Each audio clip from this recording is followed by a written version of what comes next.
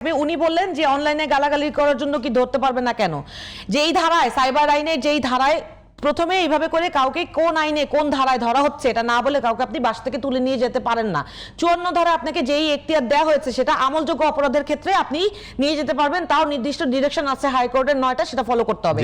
আপনি যেই 25 ধারা সাইবার আইনের 25 ধারায় তাকে ধরেছেন সেটা একটা আমলযোগ্য অপরাধী না, এবং এই ধরেন অনলাইনে কার্টুন প্রকাশ করার জন্য এই ধারার অধীনে বা এই আইনের অধীনে আপনি তাকে এই ধরনের এইভাবে তুলে নিতে পারবেনই না। কিন্তু ওই যে শেখ হাসিনার কাছ থেকে শিখে আসছেন না, যে এই যে সরকারের বিরুদ্ধে কোনো কটূক্তি করলে বা কিছু বললেই আপনারা বাসা থেকে তুলে নিয়ে যায় গুম করে ফেলবেন। আমরা যদি না বলতাম কথা না বলতাম তাহলে এই গুম সংস্কার তারা আবার নতুন করে চালু করতে, এবং এটা চালু করার জন্যই গুম প্রতিরোধ আইন এবং মানবাধিকার সংস্কার কমিশন এর যে অধ্যাদেশ সেগুলো তারা আইনে পরিণত করেন।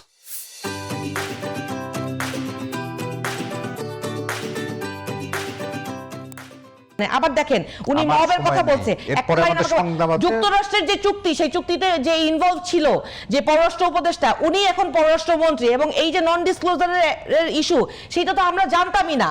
নন ডিসক্লোজারের ইস্যু ছিল এবং প্রত্যেকটা এগ্রিমেন্টে থাকে।